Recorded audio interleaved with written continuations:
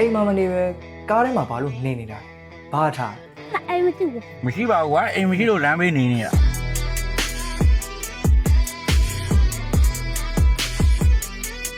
Hey guys အားလုံးပဲမင်္ဂလာပါဒီကနေ့မှာတော့ကျွန်တော်ငယ်ငယ်ကတည်းက Mr. Bean ကာတွန်ကားတွေ Hollywood ရုပ်ရှင်တွေထဲမှာတွေ့ဘူးမြင်ဘူးနေကြဖြစ်တဲ့ American နိုင်ငံမှာတော့ RV လို့ခေါ်ကြတဲ့ Recreational Vehicle တွေအင်ကားကြီးတွေပေါ့ဒါတွေရဲ့အကြောင်းလေ့လာလိုက်ကြရအောင်သူ့ရဲ့မူလဇင်းမြစ်ကတော့ဥရောပဘက်ကအထူးသဖြင့် UK ဘက်ကနေစတင်လာခဲ့တာပါဟိုး1800ပြည့်လွန်နှစ်တည်းကရိုမာနီလို့ခေါ်ကြတဲ့လှည့်လည်သွားလာနေထိုင်တဲ့လူမျိုးစုတွေကဘာဒိုလို့ခေါ်ကြတဲ့တစ်သားနဲ့လှုပ်ထားတဲ့မြင်းဆွဲလှဲကြီးတွေကိုအိမ်အဖြစ်အသုံးပြုခဲ့ကြပါတယ်ဒါအပန်းဖြေဖို့တသက်မဟုတ်ဘဲနဲ့ဘဝရည်တည်ရေးအတွက်ပါဂေါတမဗုဒ္ဓရဲ့ဇတ်တော်တွေတွေကလို့လှည့်သား900နဲ့လှည့်လည်သွားလာရင် trading လုပ်ကြတဲ့ကုန်တယ်တွေရဲ့သဘောတရားနဲ့အနည်းငယ်ဆင်တူပါတယ်1885ခုနှစ်အရောက်မှာတော့ UK ကဒေါက်တာဝီလီယံဂါဒန်စတေဘယ်လို့ခေါ်တဲ့ဆရာဝန်တယောက်ဟာဝန်ဒရာလို့အမည်ပေးထားတဲ့မြင်းဆွဲလှဲကြီးကိုအပန်းပြေခီးသွားဖို့တက်တီးတန့်ရည်ရွယ်ပြီးတော့ကိုတိုင်တိဆောက်ခဲ့ပါတယ်။အဲ့ဒီကနေစပြီးတော့ဗျာအိမ်ကားကြီးတွေနဲ့အပန်းပြေခီးသွားတဲ့ယဉ်ကျေးမှုဟာတမိုင်းမှာစတင်မွေးဖွားလာခဲ့ပါတယ်။ဒီယဉ်ကျေးမှုကအမေရိကန်ကနေစတင်လာတာမဟုတ်ဘဲနဲ့အမေရိကန်တွေကဘာလို့ထားကိုယူသွတ်သွားကြတာလဲ။အမေရိကန်ရဲ့သွေးထဲမှာ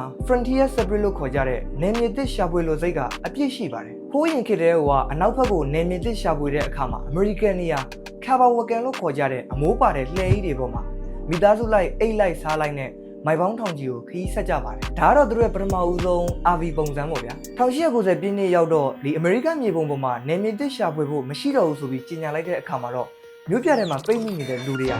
တဘာဝတရားကြီးကိုပြန်နဲ့တန်းတက်လာခဲ့ကြပါတယ်ဒီလိုမွန်းကျလာတဲ့စိတ်တွေကြောင့်ပဲ1910ဝန်းကျင်ကားတွေပေါ်ပေါက်လာတဲ့ခေတ်မှာတော့ဒီကားနဲ့ခရီးထွက်ပြီးစကန်ချတဲ့မော်တော်ကမ်ပိန်းတွေကစတင်ခေတ်စားလာပါတယ်1915လောက်မှာတော့ဒီအထက်သားပြားတွေနဲ့ပြုလုပ်ထားတဲ့ Gypsy Band လို့ခေါ်ကြတဲ့မော်တာတက်အင်ကာကြီးတွေ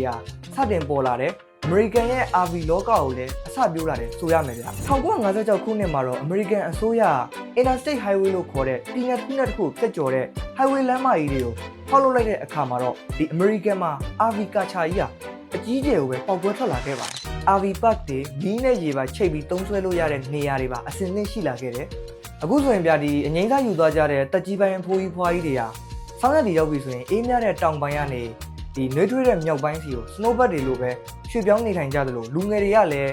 van life ဆိုပြီးတော့နေရာစုံမှာလုပ်လို့ရတဲ့အလုပ်ကလေးတွေ remote အလုပ်ကလေးတွေကိုလုပ်ကင်ကြရင်းနဲ့ပဲလောကကြီးထဲမှာပဲလှည့်ပတ်သွားလာနေကြတယ်။အမှန်လည်းပြောရရင်ဗျာဆောက်ရဲမိုက်တဲ့ lifestyle တစ်ခုပေါ့။ဒီရင်ချင်းမှုကဗျာ American တခွင်ပဲလားဆိုရင်မဟုတ်ပါဘူး။ဥရောပမှာဆိုရင်လည်းဗျာလမ်းတွေကကျဉ်းမြောင်းကြတာမလို့ camper van လို့ခေါ်ကြတဲ့ကြစ်လေးလေးနဲ့အင်ကားလေးတွေကိုအသုံးပြုကြတယ်။ဒီကာချာအရန်ကိုပဲကြီးမားပါတယ်။ဒါပေမဲ့ဗျာ American တွေလို့တော့ RV လို့မခေါ်ကြပါဘူး။ Caravanning, camper van,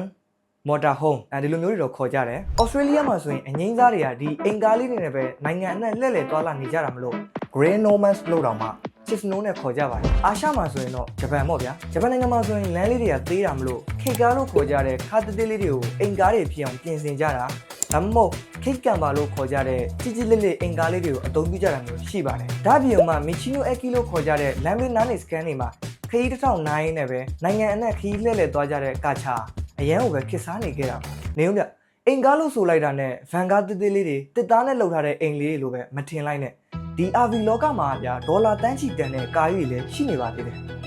ဒီလိုကားမျိုးတွေထဲမှာဆိုရင်ဗျာကျင်ငါးပွင့်ဟိုတယ်တွေရလို့ Master Bedroom တွေရေချိုးကန်တွေပါပါဝင်ပြီးတော့စမန်ဦး system တွေပါလုံလုံလောက်ပါဝင်ပါတယ်တချို့ကားတွေဆိုရင်ဗျာဒီဂန်နာရတွေရေခဲတောင်တွေကဖြတ်ကျော်မောင်းနေနိုင်ဖို့အတွက်စစ်ကားလို့ဘာလို့နဲ့ဒီဒီဇိုင်းထုတ်လုပ်ထားတဲ့ Expedition RV ကားကြီးတွေပါရှိနေတာပါလူတွေကဗျာသူတို့ရဲ့အိမ်ဆိုတဲ့အရာကြီးကိုဘိန်းတက်ပြီးတော့ရုပ်ချင်တဲ့နေရာကိုအကန့်အသတ်မရှိသွားလို့ရအောင်တွန်းပို့နေကြတာပါကိုယ့်အိမ်ကိုဗျာသွားချင်တဲ့နေရာကိုခေါ်သွားလို့ရတာတော့လွတ်လပ်တဲ့အရာပဲရှိပါဒီကပောင်မှာငြိမ်သက်နေတဲ့အရာဆိုတာလည်းတကယ်တော့မရှိပါဘူးမိတ်ဆွေကိုယ်တိုင်ကလှုပ်လှုပ်ရှားရှားနေရတာကိုမကြိုက်ဘူးဆိုရင်တော့မှလာရတစ်ဖက်တည်းကိုပဲ UTV ရွေလျားနေတဲ့အချိန်ဆိုတဲ့စီးကြောင်းကြီးပေါ်မှာပါဝင်နေရစမြဲပါဆိုဖာပေါ်မှာငြိမ်ငြိမ်လေးထိုင်နေတဲ့ဆိုရင်တော့မှမိတ်ဆွေရဲ့ခန္ဓာကိုယ်ထဲမှာအသွေးအသားတွေကရွေလျားစီးဆင်းနေစမြဲပါအချိန်ဆိုတဲ့အရာကြီးကတဖြည်းဖြည်းကုံဆုံးလာတဲ့အမျှကျွန်တော်တို့အားလုံးဟာနှုတ်ပြခြင်းကနေအိုမင်းချင်းစီတို့မွေးဖွားခြင်းကနေတိတ်ဆုံးခြင်းစီတို့ရွေလျားနေရစမြဲပါပဲဟုတ်ပါတယ်ကျွန်တော်အားလုံးကတမိုးအောက်ထဲမှာပဲခရီးလမ်းကြောင်းတစ်ခုတည်းကိုဥတီရွေရှားနေကြတဲ့ခရီးသည်တွေပါအဲ့တော့ရှင်သန်ခွင့်ရနေတဲ့အချိန်ကာလလေးအတွင်းမှာ